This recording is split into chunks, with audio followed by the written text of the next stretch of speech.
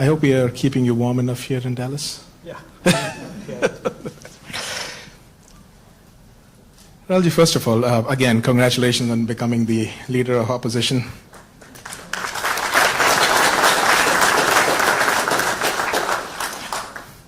A few of my students came to me and they asked one simple question. It's like, what does his day-to-day as the leader of opposition look like? So can you tell them what exactly do you do in that role? Yeah, first, thank you very much for coming here. It's an honor for me to come, and lovely to see so many people from back home, so many students.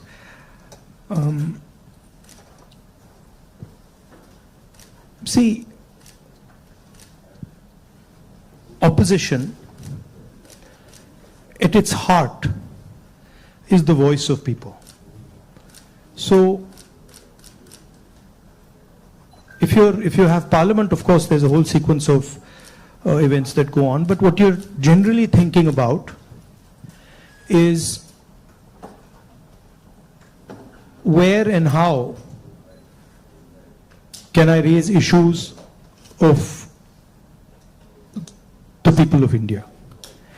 And you're thinking from a individual perspective, and you're also thinking from a group perspective, you're thinking from a industry perspective, you're thinking from a farmer perspective, and the important thing is that you do it sensitively and after listening and understanding carefully. So very often,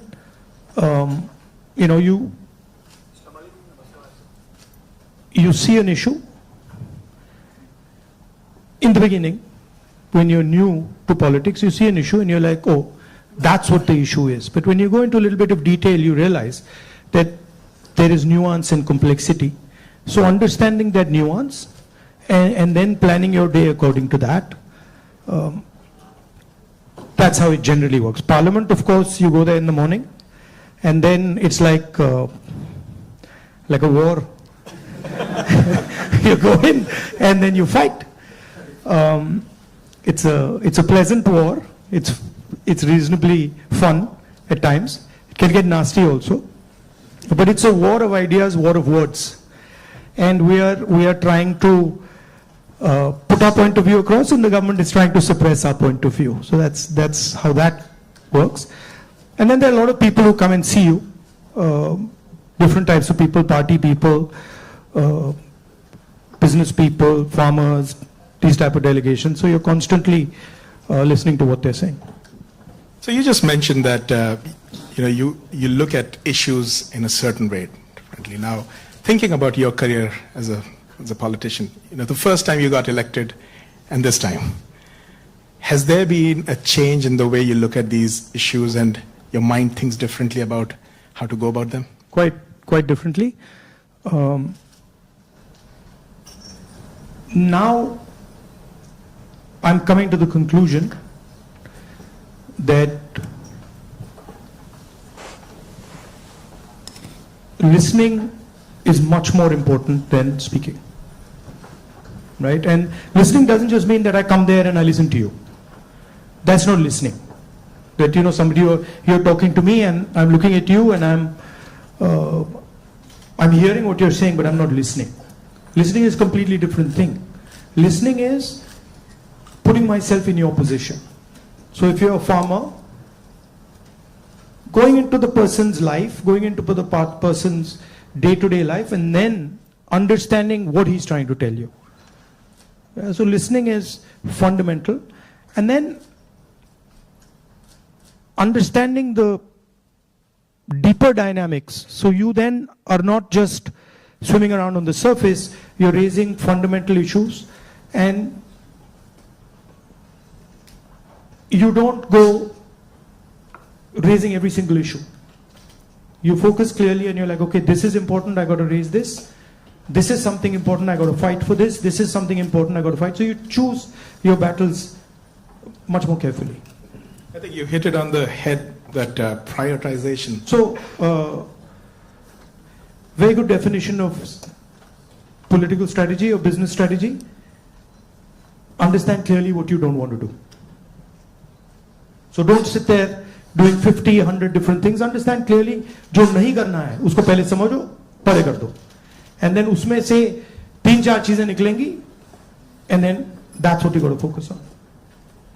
Well, I think back to the students, that's what we talk about. So this time you're hearing from Mr. Gandhi himself about prioritization. Now, a few things that you mentioned just takes me back a few months. A very unprecedented event happened in terms of the yatra. Personally, for me, a 30-minute walk on the treadmill, you can see 4,000 kilometers and connecting with people in a very different way. How has that changed your perception about people, and how has it helped you connect with people differently? See,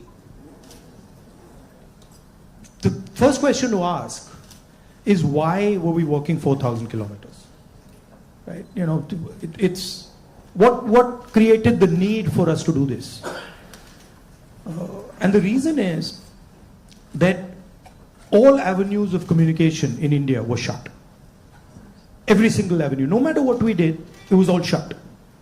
We spoke in Parliament, that's not televised. We go to the media, they don't pick up what we say. We even go with documents to the legal system, nothing happens. So, all our avenues were shut. And for a long time, we literally couldn't understand how to communicate. And then suddenly we hit upon the idea कि भाई अगर media आपको लोगों के पास नहीं ले जा रहा, इंस्टीट्यूशनल सिस्टम आपको लोगों के पास नहीं ले जा रहा, तो फिर डायरेक्टली चले जाओ. And then what better way to go directly than to literally go walking across the country? And so that's what we did. And I must tell you, I had in the beginning itself, I had a little bit of a knee problem. So 3-4 days into it, I was like, "Ye kya kar diya?" I was like, you know, because you get up in the morning, I go running, and so you get up in the morning and you say, "Okay, I'm going to go run 10 kilometers," and they're like, "ठीक है," and then you get up in the morning and you say, "I got to walk 4,000." It's a completely different paradigm, you know. So there was moments of that, okay, this is quite a big thing. But it went surprisingly easy. It was not difficult at all. And it fundamentally changed the way I think about my work. I would say that it completely changed how I view politics, how I view our people, how I communicate with our people, how I listen to people, and not just me. There were many people involved in the yatra, and all of us. And to me, the most powerful thing that happened organically, on its own, we didn't actually do it, it just happened, was that we introduced, certainly for the first time in India, possibly for the first time in many, many countries, the idea of love in politics. And this seems strange, you know, it's a strange thing, because you look at the political discourse in most countries, and you will never find the word love in that discourse. It just doesn't exist anywhere. You'll find hatred, you'll find anger, you'll find unfairness, you'll find corruption, you'll find all these words. But you will never find the word love in the language. And the Bharat Jodo Yatra actually introduced that idea into the Indian political system. And it has amazed me how that idea has worked. So now when you reflect on the yatra, you think about, you know, some of the key moments that happened. Is there any like an aha moment that you want to share with us that you never expected it to happen, but it happened in a positive way? I'll tell you, what I realized, and many of you people who are in business school and other public facing spaces, I realized that actually when I was in the yatra was speaking on its own. So I realized that I was there, but pretty much everything that was coming out of my mouth was actually coming from the yatra, not for me. Right? So there was thousands of people, they were telling me things, it was going, I was listening to them, they were telling me things, and then their words were coming out of my mouth. So I was not communicating as Rahul.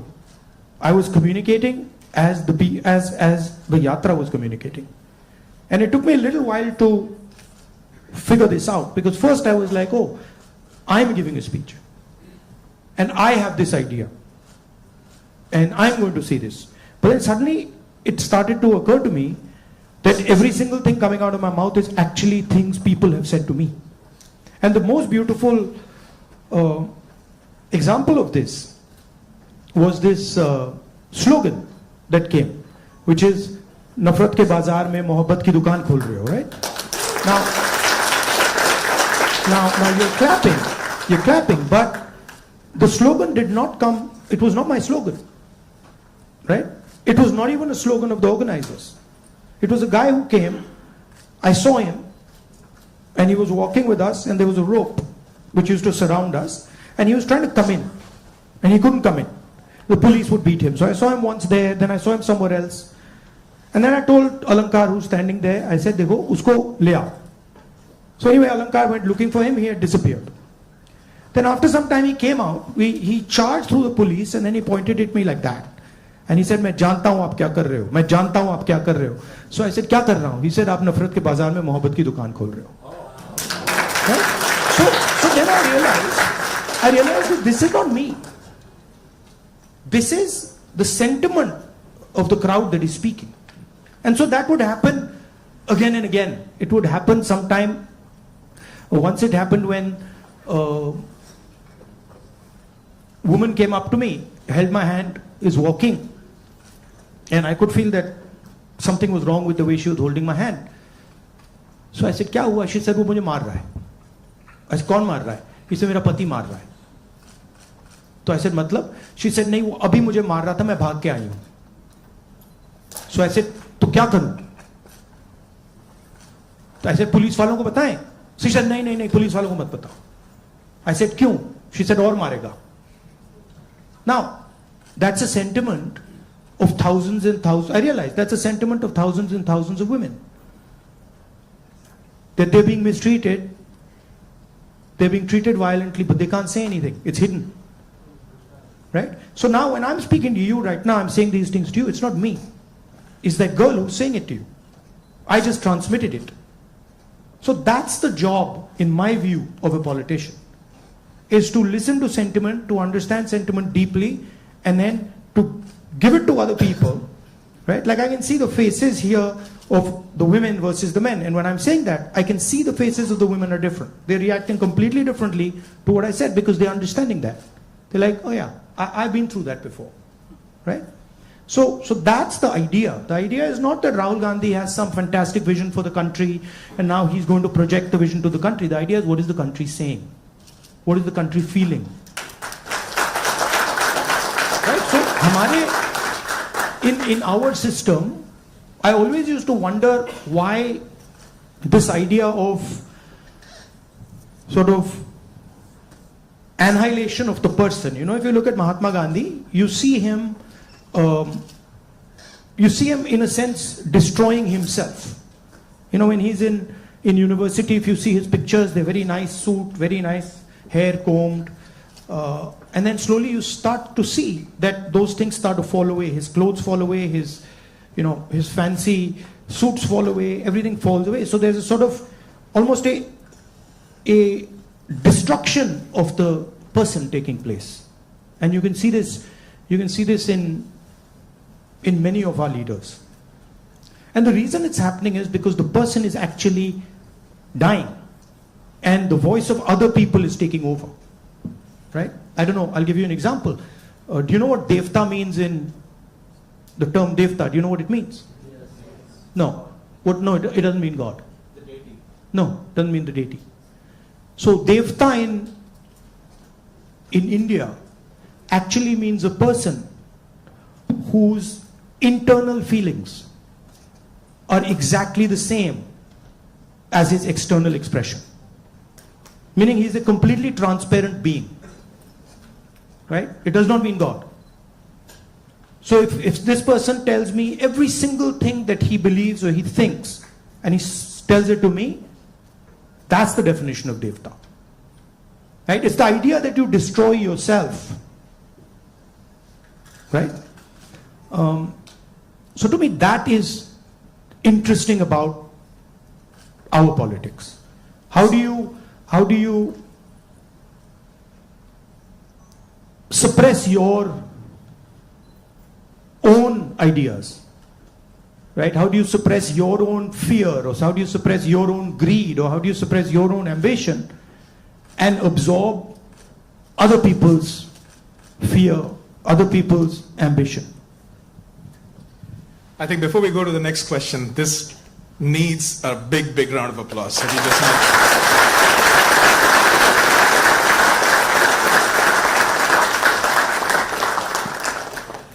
If you look at our big leaders, and historically,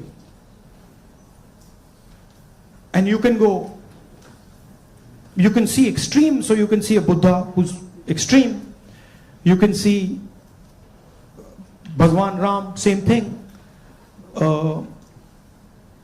You can see Mahatma Gandhi. The basic idea is the destruction of the identity. The basic idea is the destruction. No. The basic idea is the destruction of the self, right? And listening to what others are saying. So to me, that's Indian politics. That's the heart of Indian politics, and that's what an Indian leader is. That's how an Indian leader is different than, say, an American leader. An American leader will say to you, listen, we got to go there, I'm going to take you there, promised land, let's go. Indian leader attacks himself. Gandhi essentially attacked himself. Totally different concept. In some words, in some ways, Bharat Jodo Yatra was an attack on myself. 4,000 kilometer chalna hai, risk hai, goli lag sakti hai, chodo. Let's see what happens. So then that generates a completely different way of thinking and a completely different relationship with people. You know? Idea of Shiva, basically. When they say Shiva is the destroyer, what is he destroying? Himself. That's the idea. Right? He's destroying his ego, he's destroying his structure, he's destroying his beliefs. So Indian political thought, Indian political action is all going inwards. But I mean, I think we might be getting too philosophical. So a good scientist is also that. I agree. Or a good engineer is that. Good yogi is that. In fact, if you're good at pretty much anything, you are destroying yourself in some way. I need a pause for that. I need to pause. One of the important threads in this fabric that we talk about is the youth, and they have a very strong role to play. And especially when you look at US and India, and I see all the students that come in, one of the greatest joys for us here is to work with our students. They just energize us beyond limits. More than 300,000 of them are in the US. About 4,000 of them from India are here at UTD. Where do you see them playing a role in the large scheme of things that India is poised towards? These ambassadors who are sitting here, and of course there are some who have come before and are doing great things here in the US.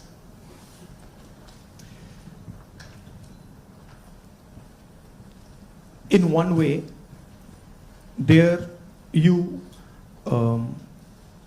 are a bridge between the rest of the world and India. So you have ideas and values that you bring to the United States.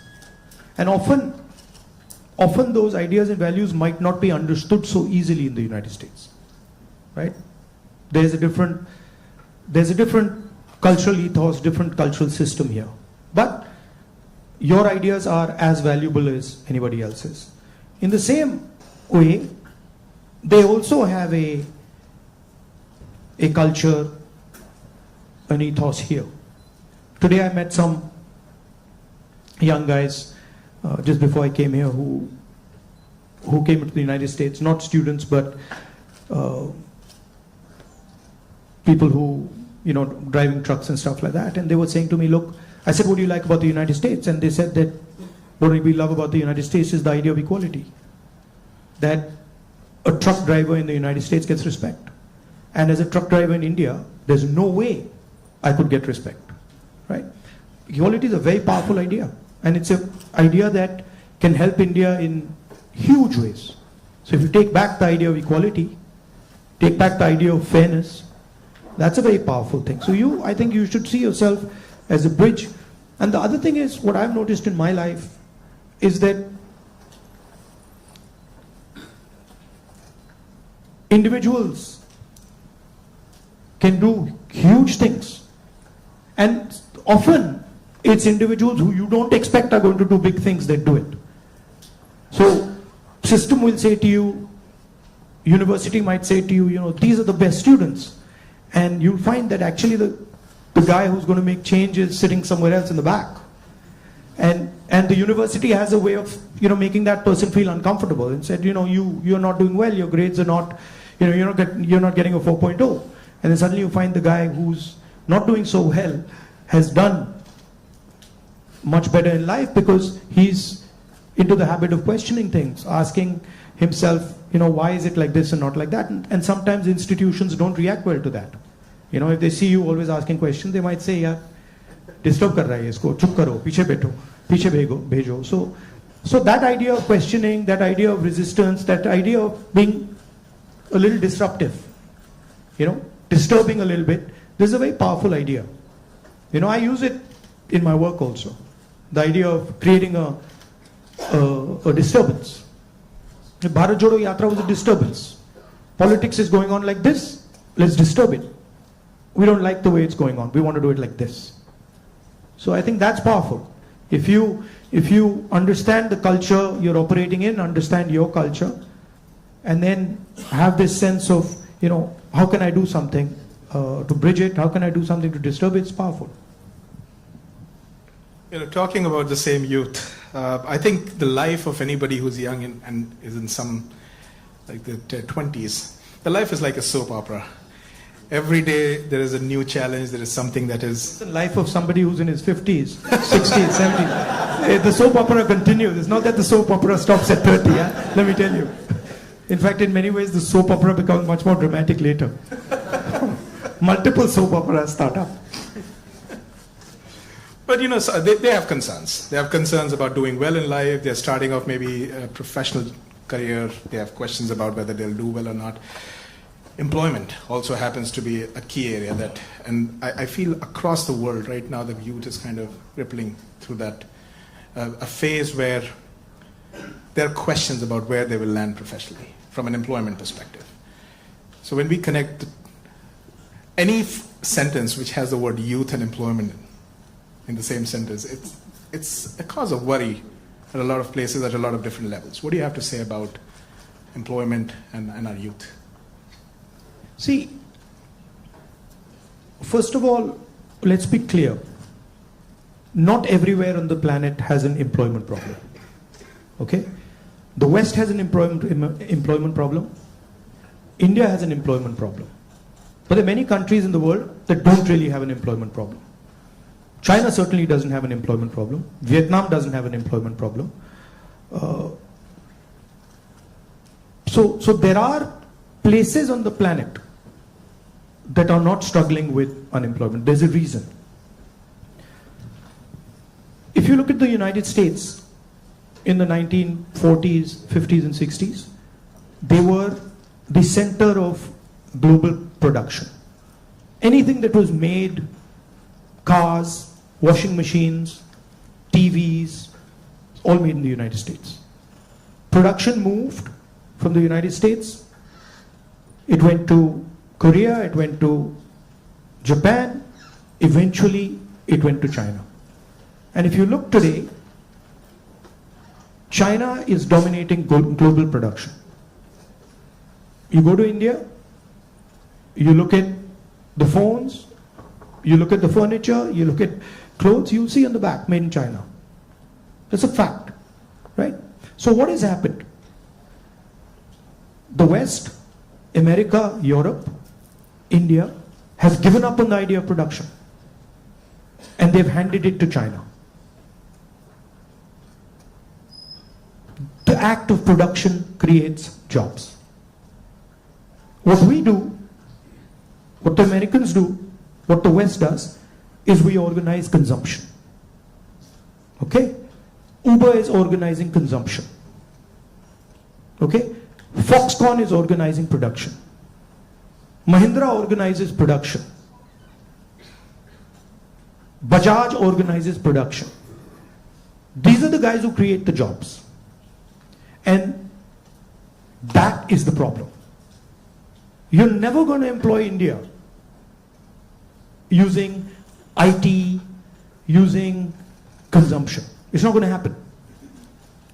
So India has to think about the act of production and organizing production. And India has to, it's not acceptable that India simply says, okay, manufacturing, what you call manufacturing or production is going to be the preserve of the Chinese, it's going to be the preserve of the Vietnamese, it's going to be the preserve of the Bangladeshis, right? Bangladesh completely outcompetes us in textiles. Regardless of the problems they're facing right now, they wiped us off. They wiped us clean in textiles, right? So we have to reimagine how to produce in a democratic environment. Until we do that, we will face high levels of unemployment. And frankly, it's not sustainable.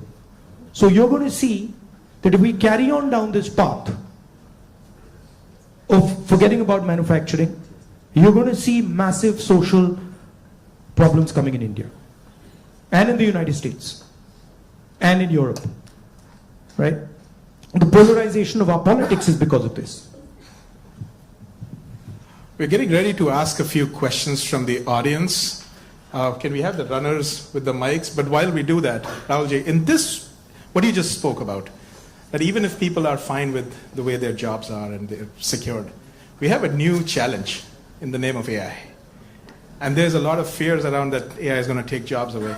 Do you feel so as well? Again, see, every time you get a new technology, the argument is made that it's going to take jobs away, right? When computers first came, it's going to take jobs away. When calculators first came, it's going to take jobs away. ATMs came, it's going to take jobs away. Okay, this is a fact. Now, what happens is, it does take jobs away from some people and then transfers them to other people, right? So, I'm not of the view that jobs will vanish, but different type of jobs will be created and different types of systems will benefit more or less, right? I think, for example, the IT industry in India is going to have a real big serious problem because of AI. But I don't really think a Bajaj making scooters is going to have such a big problem, right? So it's going to hit different people differently. It's going to take away some jobs, it's going to add some jobs. And if you're positioned properly, it's an opportunity. And if you're positioned badly, you're in trouble. I mean, I remember Mr. Vajpayee gave a speech that Indians don't need computers, right? And somebody else gave a speech that Indians don't need English. Computers created millions of jobs in India. It's a fact. So it depends. It depends how flexible you are and how well you're looking at the future. Thank you so much. We do have some folks here who would like to ask a few questions. So, can we get a mic here, please? Mr. Shroff, right here. Oh, Yeah. First, let me Okay. add 2 questions. So first of all, thank you for the opportunity. let's keep it to one question, please. Yeah. Yes, one question. So India has a young population. So what are your plans to modernize the education system and bridge the gap between the education system and employability? That is the first question. Let's keep Yeah, it to sure. one, please. Thank you. Nimish. Should I just answer this one, or you want to get to, okay? I'll try. I think many people say that India has a skills problem. I don't think India has a skills problem. I think India has a skill respect problem. So India doesn't respect people who have skills. But I don't think there's any limit on the skills that are already available in India. Okay? Second, our education system doesn't connect with the business system. So you have a business system that is operating on its own, and you have a sort of ivory tower education system. And the education system in no way connects deeply with the skill structure of India. So I think bridging that gap, linking those two systems of skill and the education system, vocational training, I think is fundamental. I think currently huge problem in the education system is the ideological capture. So, feeding ideology through the education system. Most of our vice chancellors today are placed by the RSS. It's an organization that has a very particular perspective on life, on history, on the future. That's really damaging. Having one organization that is placing all its people in our education system, I think that's damaging. So ensuring that people who run our education system are independent, are not, ideological, or are not committed to sort of a particular way of thinking, I think is important. Thank you. Dr. Gupta. Rahulji, I have a question. What's your vision of creating growth in the industry, manufacturing? No, I don't see. Again, what I think is not as important as what the large mass of Indian people think, right?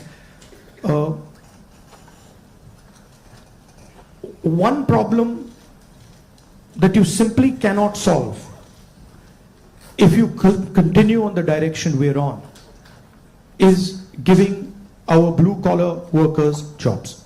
You simply, if you carry on this road, you simply cannot do that, right? The only way you're going to give our large mass of people jobs is if you start producing things, if you start manufacturing. And the foundation of manufacturing, you don't just start manufacturing cell phones, right?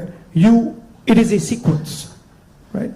So you have to go up the value chain if you want to manufacture. A lot of people say, oh no, you can manufacture cell phones directly. Well, cell phones are not being manufactured in India. Cell phones are being assembled in India. It's a different thing. Meaning components are coming from China and those components are being assembled in India, right? The reason China can develop those components is because they have a huge infrastructure that has manufactured many different things, many different types of things before. So you cannot get away from from that basic stuff. And I think you have to have a vision for production. For example, our GST is designed against production. It rewards consumption, it punishes production. States that produce are harmed, right? Large monopolies, huge monopolies, harm production, right? They influence the policy regime so that players cannot produce.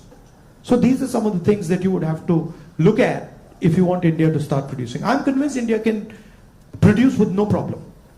I'm convinced that India can take on China if you start aligning the country for production and if you start respecting skills.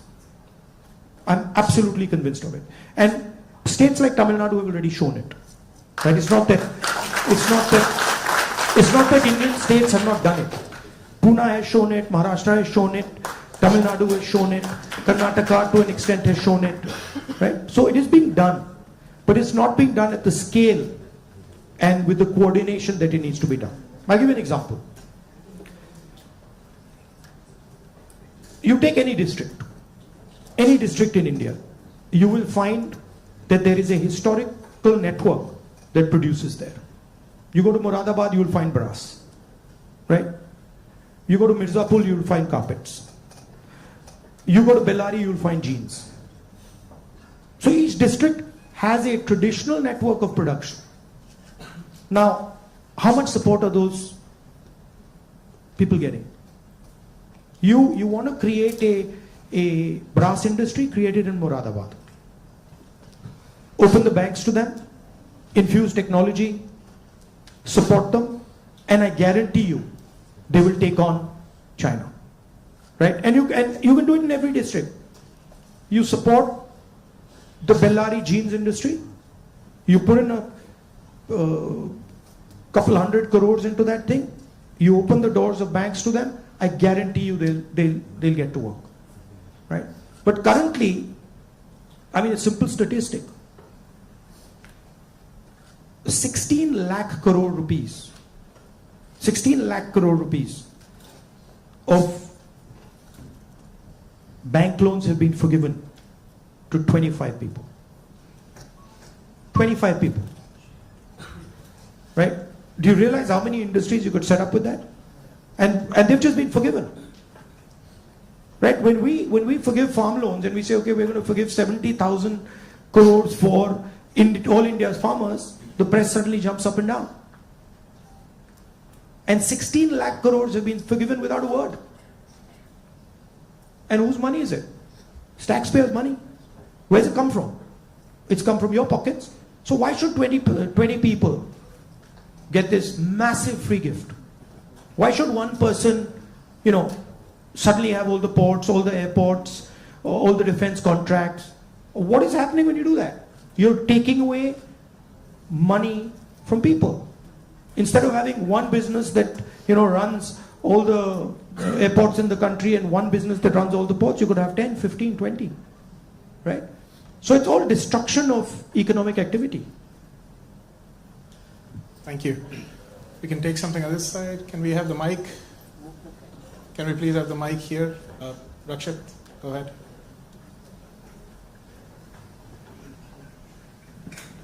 Hello, Rahulji.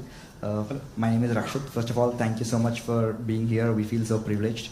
So my question is, how do you think we as students and youth contribute to and get involved in public service and the development of our country? Come and work with us. We can show you. But realize that neither is it easy, and it's not fun all the time. It can be unpleasant, it can be hard, but it's got its, you do get gratification from it, but it's not easy. And if any of you are interested in it, we run internships and we put people into our system and train people. Thank you. We had a question here, Mr. Shah. Rahulji, first of all, thank you for coming here and gracing UTD with your presence.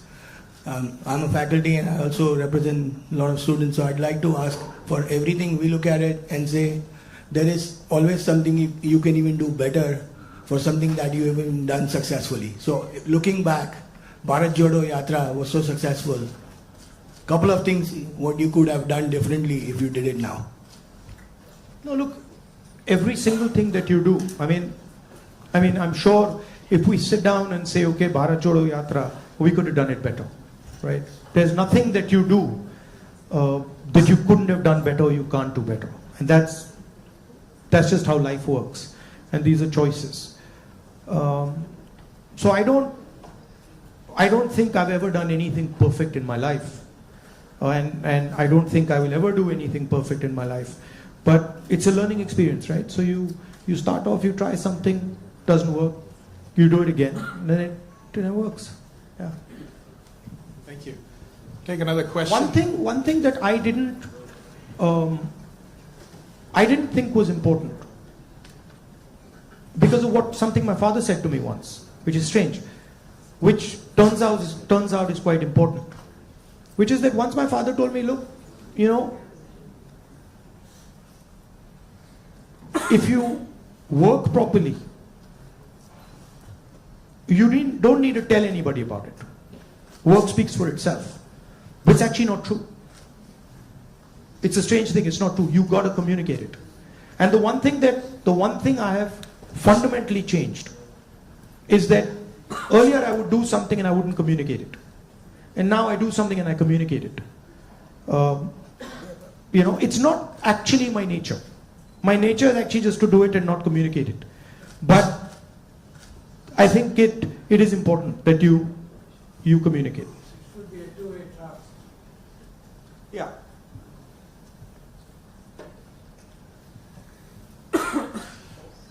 All right. Yes, let's go there. Can we have the mic? My eyes feel like a lot of machine right now. I'm trying to pick up which one I see. Where is the mic? Jitesh?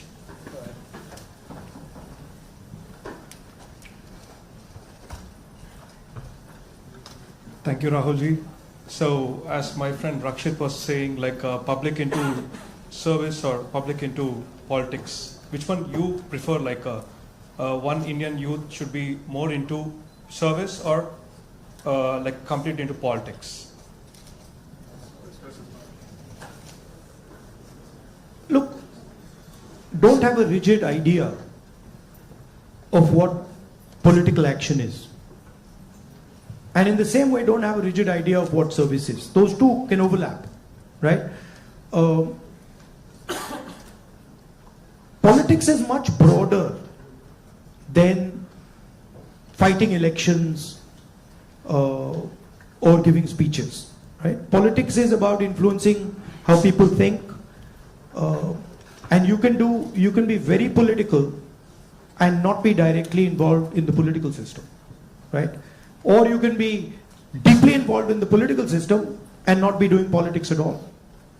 So I don't think you should think that those are two different avenues. You should do what you like. And in what you like, you can do politics without a problem. I think we have time for another couple of questions, right? So, Dr. Mehrotra, can we have the mic here, please?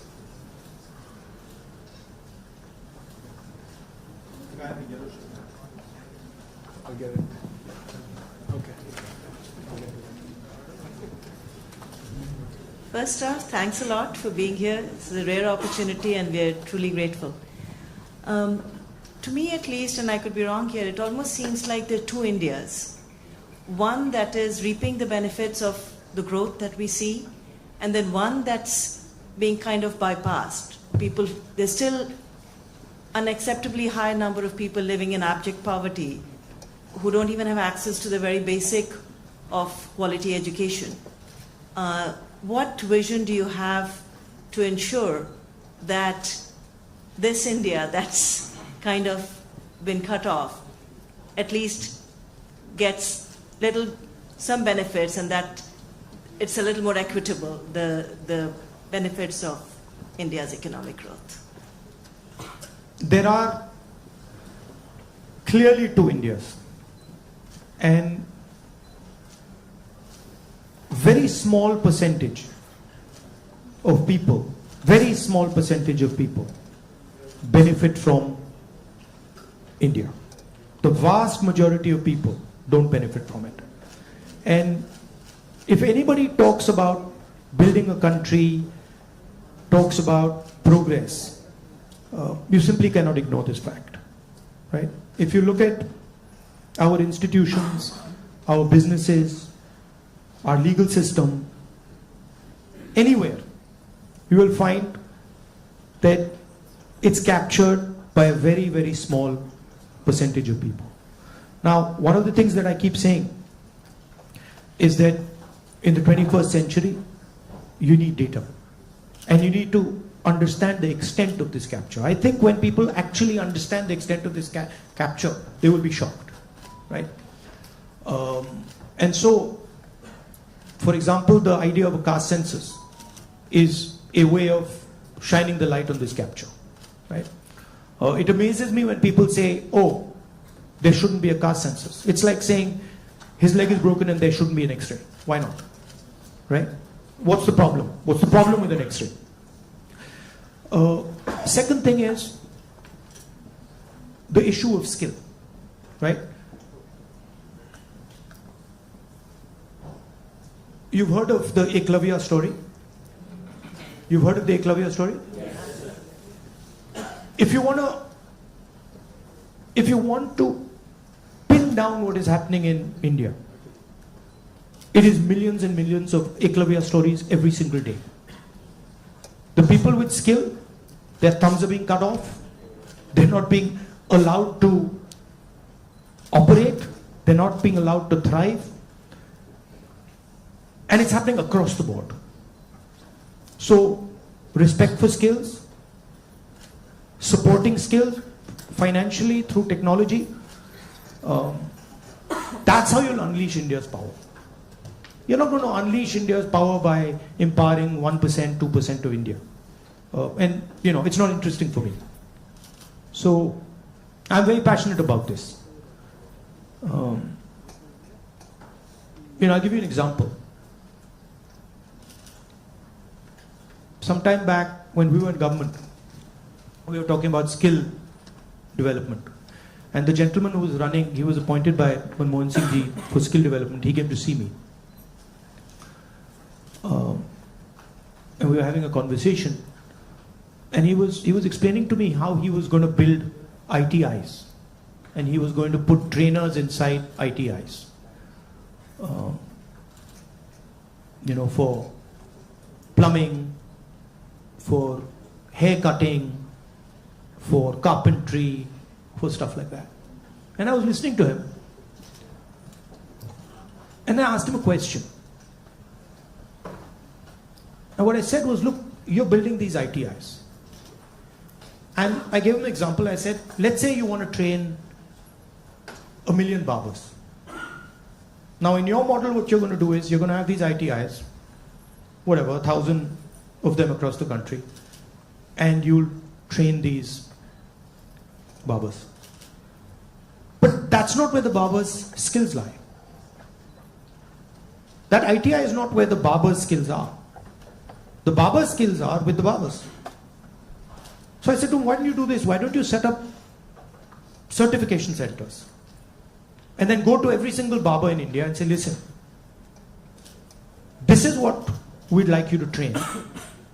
For every guy you send to our certification center, we'll give you X amount of rupees. So let's say you have, 1 million barbers in India. And you go to 1 million barbers and you say, listen, you guys have the skills. We want to train barbers. And now start training barbers. And for every guy you train, send him to the certification center. And the moment we find that he's certified and he has been sent by you, we pay you. How long will it take you to 1 million barbers? 2 months? 3 months? Right? He just looked at me as if I was crazy. Right? Because for him, the skill isn't there. The skill isn't the ITI. But actually the skill is with the barbers, with the plumbers, with the carpenters. Those guys have the skill. That's the skill network. So why are you not using it to train? Just recently I went to I was driving past Sultanpur and I walked up to this shoemaker. It was amazing because the guy says to me, you know, I said, what's your biggest problem? He says, I've been working here for 40 years and nobody has ever respected me. So he says to me, the only man who has ever respected me is my father. Right? So I was thinking about this. And then he says to me, you know, there was this scheme. And they said that, you know, they've got this scheme for shoemakers. It was in Lucknow somewhere. So he says, so I, you know, went to Lucknow. And I said, so what did they do? They said, well, they said they're going to teach me how to make shoes. He says, but I've been making shoes for 40 years. And I could teach those people how to make shoes. Right? So it's a fundamental disconnect with where the skills are. There's no shortage of skills in India. There's shortage of respect of skills in India. So you want to find the best carpenters in the world, they're sitting in India. But nobody respects their skill. Nobody actually tells them we believe in you and we want you to build something. Right? So you can't build industry without respecting skill. Thank you. Maybe we are in time for one last question. So the lady here in the stripes, can we mic to her? And I request our ISA officers to come on this side, please, on the stage, while we do that. Go ahead. So as we all know, the female labor participation in India is quite abysmally low, and no country can ever progress or become developed with only 50% of their population working. So what would Mr. Gandhi's plan be for increasing our labor participation of women? It's not just labor participation. It starts with a bad attitude that Indian males have towards women. And I don't mean every single Indian male, but a large number of Indian males' attitudes towards women is just, it's ridiculous, right? So it starts there. And it's a particular way of thinking about women. And we see it in the political system, we see it in the business system, we see it everywhere. So I'm very big, number one, on political participation of women. Reservation bill to start with. Ensuring that women get into business. Ensuring that women are supported financially if they want to open their business. And then making sure that it is made easier for women to participate, right? Women have their own particular issues that you need to take care of before they can start to participate. So I think the first thing is of thinking of women the same way you think of men, right? That they can do anything men can do, if not better, and that they are equal and better in many, many things. Yeah. Also, by the way, this is part of the ideological fight between the BJP and us, right? The BJP and the RSS believe that women should be restricted to a particular role. They should stay at home, they should cook the food, they should not talk too much, right? And we believe that women should be allowed to aspire to whatever they want to do. Well, Mr. Gandhi, if I just say that it was great having you on campus, that is a big, big understatement. But can we give him a round of applause?